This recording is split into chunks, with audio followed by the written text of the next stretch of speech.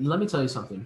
I was back and forth about creating this video. I know I'm silly in some of my other videos, but this is pretty serious. I really was on the fence of doing this, but it's something that so many people ask me a question of, and it's so important when you try to start your own fingerprinting company. So we're going to explain everything right now. Stay tuned. I'm going to go through everything. I'm not going to pull any punches. I'm going to tell you exactly what the laws, regulations, open states, closed states, where's the best spot to open up a fingerprinting, spots that are low competition right now, everything. It's going to be amazing.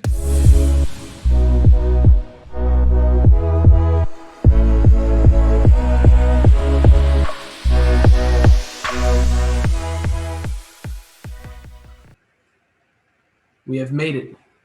We have made it. This is going to be the most comprehensive guide on laws and regulations of fingerprinting. What you can offer, what you can't offer. Oh my God, Dan, I can't offer Maryland state fingerprinting. I can't open a business in Maryland. The fingerprinting business idea is dead, right? No, negative, incorrect. You are wrong, sir, madam. I feel like I've used that joke before, right? Anyway, sorry. I know that intro probably piqued your interest a little bit, and you're like, wow, he's going to drop some huge knowledge bombs on me. And we're going to get to know something secret, right? Not really. You can do this research if you have 1,000 hours to do the research like I've done. Or you can just watch this video to the end.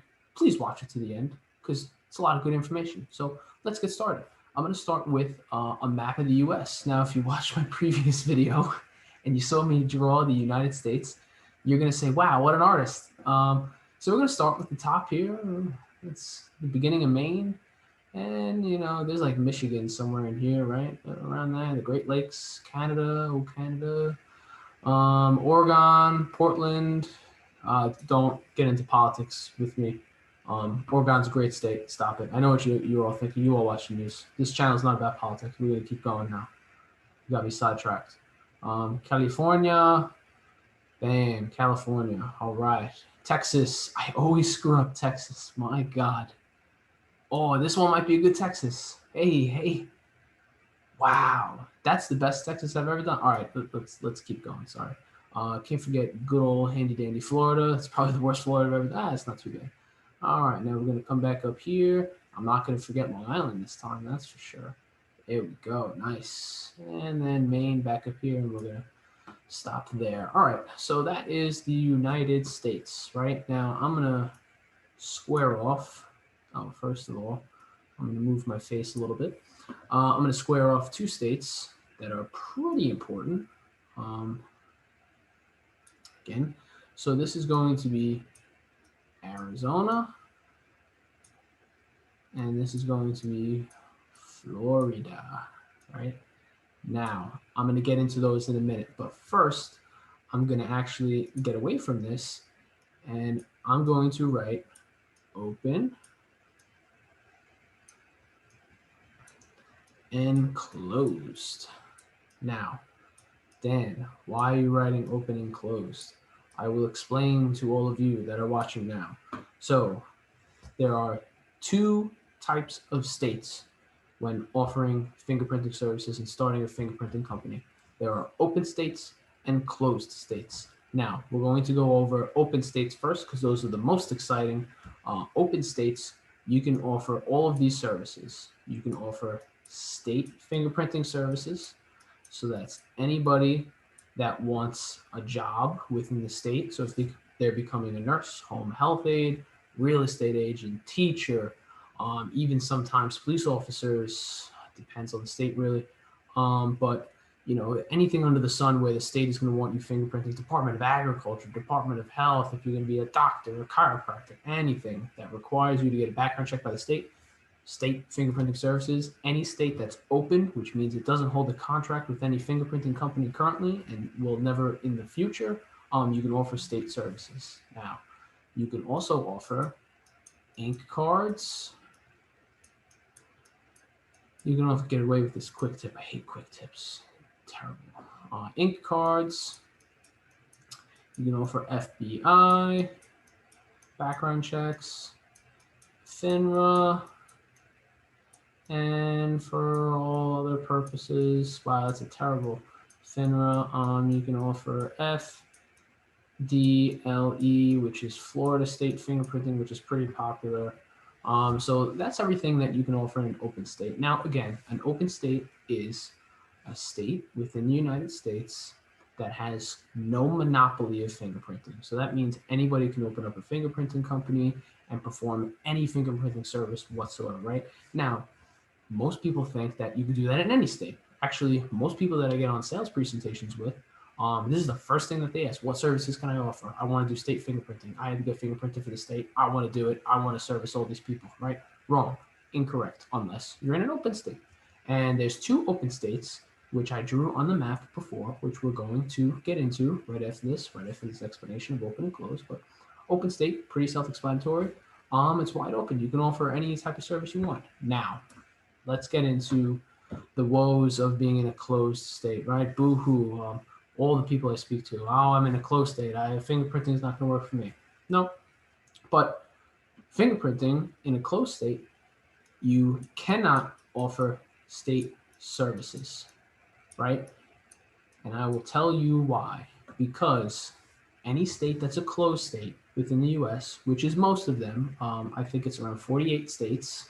So if you could do the math on my first drawing, you'll know which states are open and closed if you're, kind of with it and paying attention.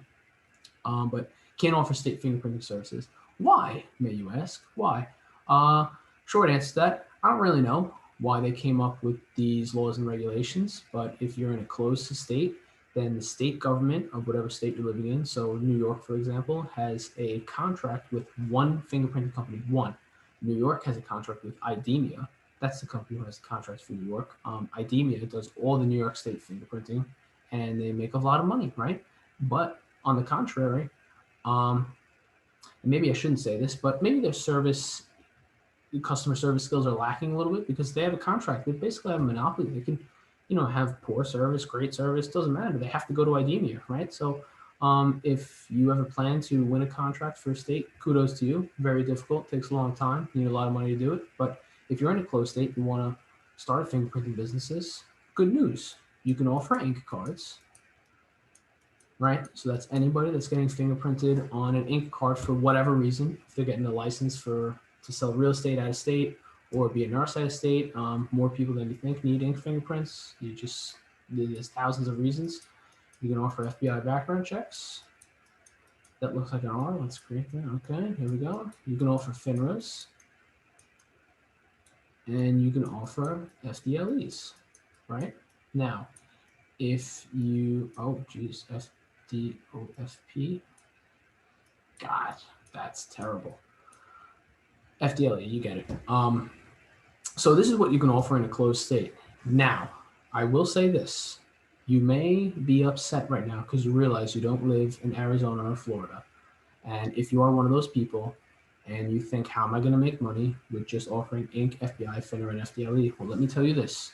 PrintScan, the company that I work for, very, very successful, nationwide fingerprinting company, has I think 7 locations in New York right now. And remember when I mentioned before that New York is a closed state and IDEMIA has a contract with New York? Well, if you do the math there, IDEMIA has contract, PrintScan has no contract. How do they have 7 locations? My God, how are they so successful? How are they a national fingerprinting company? Well, it's because these services are profitable and a lot of people need them. So therefore, you could do them. So congratulations. You can own and operate a profitable, very profitable fingerprinting company in a closed state. You just can't offer state fingerprinting services. And you just need to know that. And now that you've watched this and you know this, congratulations. You now understand the difference between open and closed. Now, what I'm going to do is I'm going to go back to Florida and Arizona because even if you live in a closed state, you should know this because this is very important. So don't click off now that I told you the secret sauce. Don't click off because you need to know this too because this is very important even if you live in Oregon because you'll be able to offer Florida and Arizona services. So stay tuned. And by the way, if you like the knowledge bomb that I just dropped on you, because I don't think anybody on the internet has this information, and if they do, they're definitely not giving it out to everybody for free, might I add. So like, comment, subscribe, do the whole help me out in the algorithm thing. Really would like to be maybe moderately YouTube famous one day. Try to be funny in these videos. Try to keep everybody entertained and try to really take all the knowledge that I have in my head and blurt it out on this beautiful digital whiteboard of of just beautiful design. And look at this graphic design, beautiful. New York is amazing, best I've ever done. So let me get into the nitty gritty of the two open states within the US. Now, laws might have changed since this video has been published, and if it has, I'm terribly sorry, but I'm not a time traveler and I can't change this video, so I will keep it up for all intents and purposes. So, little disclaimer right there if the laws do change, sorry. But Florida is an open state, right? So, Florida is open, which means anybody can open up a fingerprinting business in Florida. Now, you realize Florida has a lot of competition. If you Google, fingerprinting in Florida, let's do that, right? Really, fingerprinting Miami. Dear Lord, look at all these companies. Look at this. We got some advertisements here. Boom, boom, boom, boom, boom, boom. This is just Miami, right? Florida's a big state. This is just Miami, so a lot of competition. So it's good and a bad thing, but a lot of competition is good because that means they're making a lot of money. So it's a viable business option. But if you live in Florida, you can offer, any service you want in regards to fingerprinting, FBI, FINRA, like I laid out in the other slide of the whiteboard. Now, very important. This is where I get into why Florida is important, even if you don't live in Florida, because Florida is an open state, and a lot of people travel there, and a lot of people actually retire there, and a lot of people want to sell real estate and be, a nurse in Florida, etc. What you could do is, if you live in New York, right? Let's say, use this for example. A lot of people retire from New York and they go to Florida. All the snowbirds, all these people that get those nice New York pensions, right? Yeah, if you're a police officer right now and you're watching this and you're about to retire, very good. No state income tax on that pension yours, right? Anyway, so a lot of people move from New York to Florida. A lot of people move from California to Florida. Why? Maybe because they can buy alligators. I don't know, but a lot of people are doing that. Maybe because they just don't like California anymore. For reasons I don't know why. Maybe watch the news. Anyway, sorry, not a political channel. I apologize. If you're from California, my sincere apologies. But you probably know that anyway. So because a lot of people move from these states, New York, California, Michigan to Florida, they're going to need to get fingerprinted there at some point or another. Now, if somebody lives in New York and they need to get fingerprinted in Florida, where do you think they go to get the fingerprints? You think they drive down to Florida and get fingerprinted at one of those spots in Miami? No. They go to a fingerprinting company in New York. And guess what? Even if you're in a closed state, you can offer Florida state fingerprinting services. People from all over the US go to Florida. So you can offer that service. And let me tell you, you charge about $120 when you're out of state, like Michigan, and you offer Florida fingerprinting service, or Florida background checks, as they're also called, or FDLE fingerprinting, it's also what they're called. If you offer a Florida background check in the state of Michigan, it's buku bucks, because if you don't charge them buku bucks, they have to fly or drive to Florida and get fingerprinted there, which is even more expensive. So you can charge a premium for it, right? That's why it's very important to know this. Now, the other state that I want to get into that's also kind of open, right? Arizona, right here. Let me get rid of that. I'll screw up my beautiful drawing of Arizona.